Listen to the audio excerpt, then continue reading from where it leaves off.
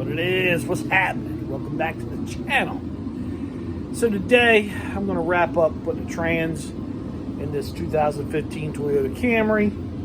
Not really too much going on with the project stuff. I did spend a little bit of time on the rat wrecker. Nothing really to even talk about. Some parts came in for the Chevy wrecker that's outside the door here. Still waiting on one more piece, and then I'll dive into what we're doing with that wrecker. My eBay radiator came. I'm waiting on, I bought a fan shroud with 2 electric fans on it to go on this radiator. It just hasn't come in yet. It was supposed to be here yesterday, but now it's saying it'll be here Tuesday. Whatever. But I don't know what kind of quality it is. You know, it's eBay. It was 89 bucks for the metal shroud and 2 electric fans and the relays and stuff. Since that wrecker is missing the plastic fan shroud and I'm missing the fan because I bought that truck with no motor in it, so all that stuff was missing. I figured it needed a radiator anyway, and then I saw the fans and fan shroud set up for 89 bucks. By the time I buy the plastic fan shroud that belongs in the truck and the correct fan, I'm going to be over 100 bucks. Let's give this a try. We'll see. It had good reviews, and I know a couple people that have used them and said they had good luck with it, so we're going to give it a try. That's about all project stuff I'm working on. Putting the trans in this Camry, and it's a shame. This car's only got 100,000 clicks on it. And it's a 2015, it needs a trans. All because of, let me spin you around, I'll show you. All because he had an axle put in, and the guy that put the axle in, he actually even broke the ear off here, but if you look, he knocked the seal out of it. Which caused the trans to have an axle seal leak when he was driving. He didn't know it, didn't pay much attention to it. Ran the trans low on fluid and, well, burned the trans up. Now I'm going to stand over here where it's nice and warm. I just turned the heat on. That's the heat source for right now. We talked about before, down the road, we were going to put a mini split in here, so we'll have heat and AC. We've got our doors insulated. The whole building's fully insulated now. That little heater actually will bring it up to, I leave it running long enough. The other night I had it 65 degrees in here, which was a little too warm for me. But anyway, something interesting I drug out of, I had it sitting out here in the carport, and I needed to clean the carport up to make room to park a couple trucks inside. And this was all some stuff from when I moved. And it's just a little 350 Chevy. So it looks like a 350 Chevy. Actually, it is a 350 Chevy. But what's interesting about this little 350, let me turn you around. Yes, there's a little bit of rust in the lifter valley, but that's from me leaving it outside. It was covered up, but the cover got a hole in it. But anyway, this motor, we're going to tear this whole motor apart. But what's cool about this motor is this came out of a 1976 GMC 7500 truck. This motor is a factory motor. Factory double roller timing chain. It's a 4-bolt main motor because I had the pan off. You can tell. I had the pan off years ago. It actually was a great running motor until it did this. It broke the top of the piston. But look real closely. I mean, you can really see it. Look at the ring. That's the upper ring. Have you ever seen a ring like that? And what's also interesting about this motor are the cylinder heads. Normally, on a small block Chevy, where your accessories bolt, they're just 3/8. These are 7/16. 7/16. 7/16. 7/16 bolt.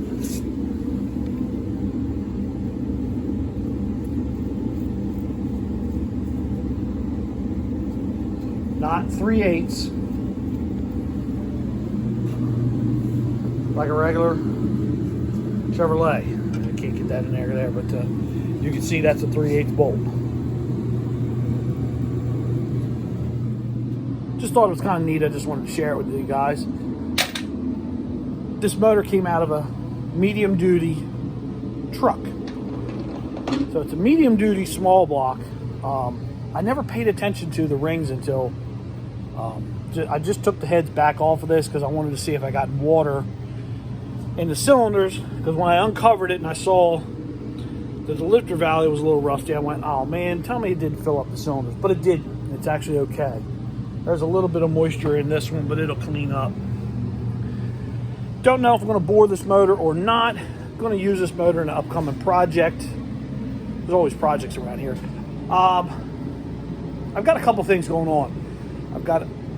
I've shared before in the channel that we got this race Jeep out back, Wagoneer with a small block Chevy in it. It's got a 327 in it. I don't know if I'm going to keep the 327 or build this motor. My thought was actually to fix this motor, put it in the Jeep, and keep the 327 for my 70 Nova. But now I'm thinking I might use that motor in my Nova. This is a steel crank, 4-bolt main truck motor. Like a set of pistons in it, go through the motor.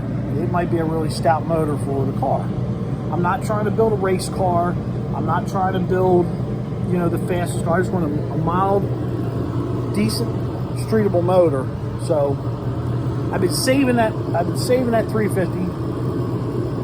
12, 13 years now I've had that motor. It's probably when I took it out of the truck.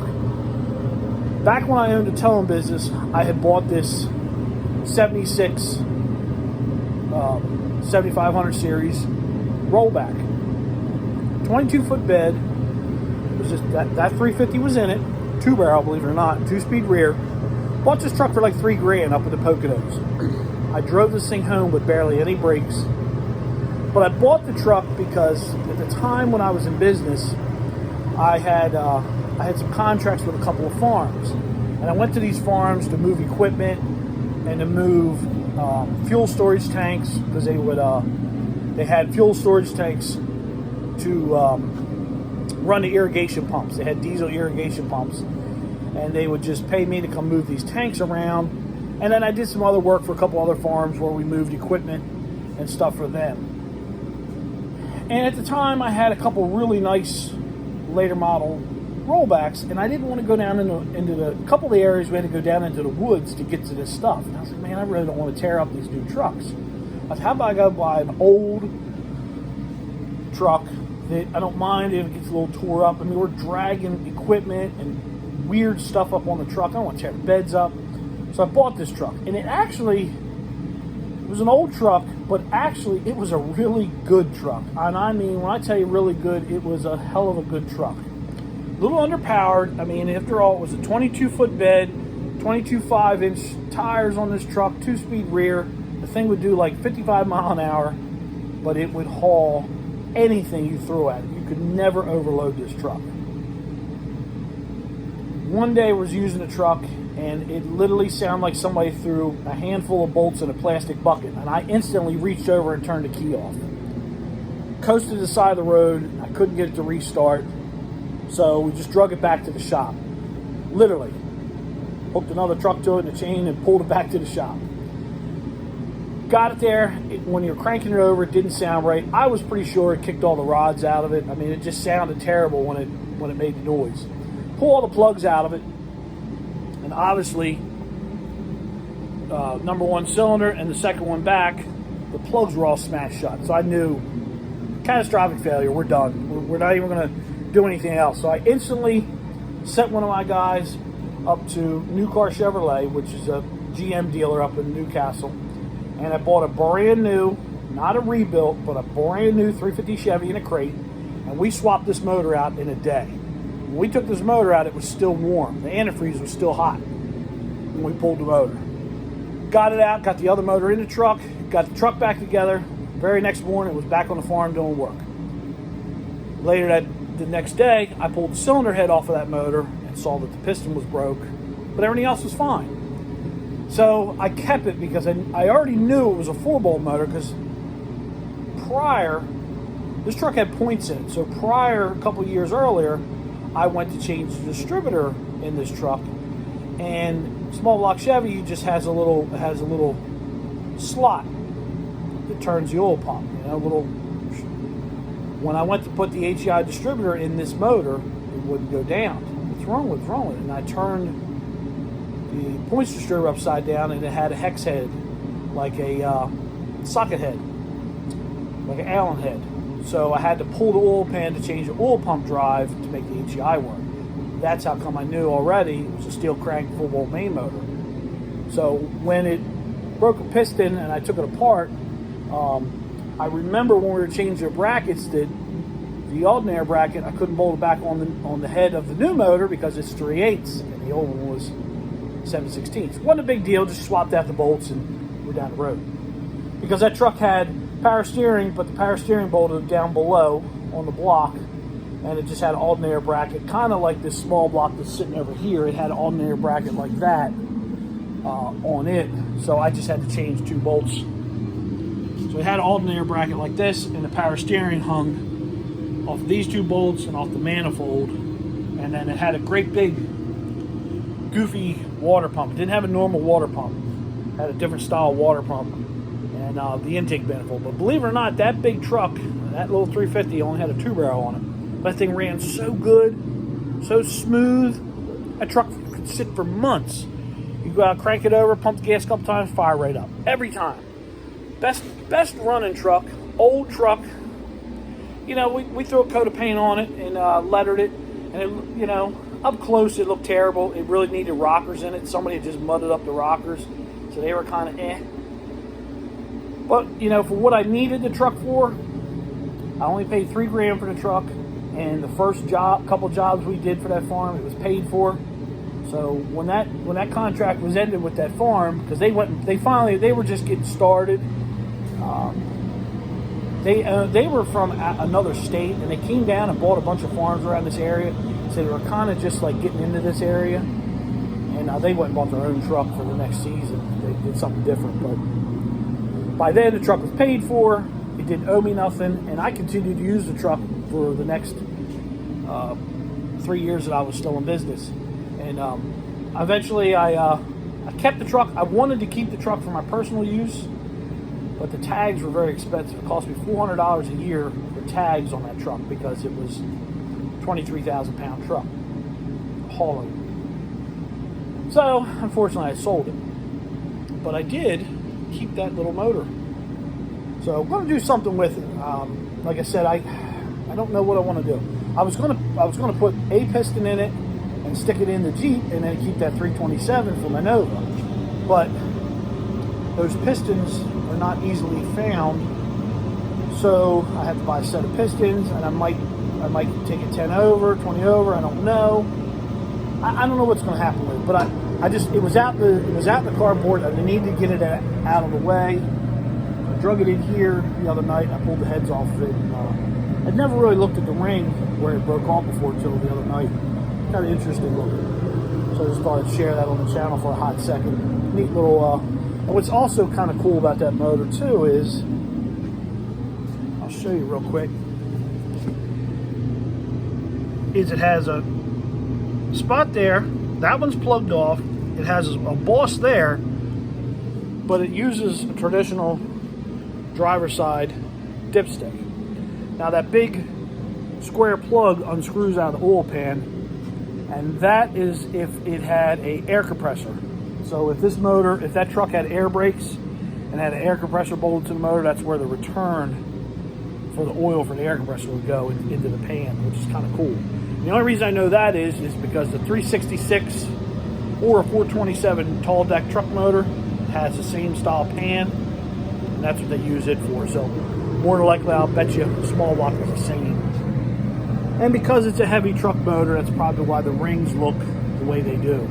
Heavy duty. Those things are under, if it's in a big truck, who knows what's mounted on the back of the truck. They usually run hard all day long. They get hotter than a regular gas engine. But being that was just a rollback, a lot of times you're empty.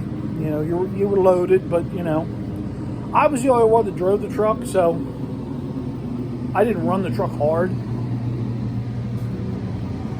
So I was actually kind of surprised when it did. I thought it blew it up. Thought I kicked all the rods out of it, but it just broke the piston. And if I had to guess, the truck only had, when I bought it, it had like right around 70-some thousand miles on it. So if I had to take a wild guess as to why that piston broke, I'll bet you because it sat so much that it probably, at some point in its life, it probably had some condensation in one of the cylinders, and maybe when somebody started it one time, it cracked it. And here I go and buy the truck, and I start running it on a regular basis, and it just, something that's unforeseen that you would never know could happen. But if I had to guess, it probably had a stuck ring, or it got stuck to the cylinder wall at some point. I mean, the truck didn't have a lot of miles on it, so it sat around. It came from an area that's, you know, could be a lot of moisture.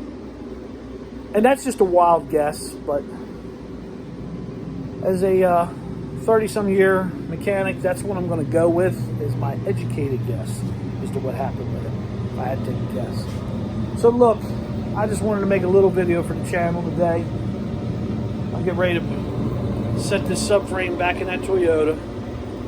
I have not had very much motivation on this Sunday morning today, but well, I'm going to try to get at it. So look, Hodge boy, keep the reels.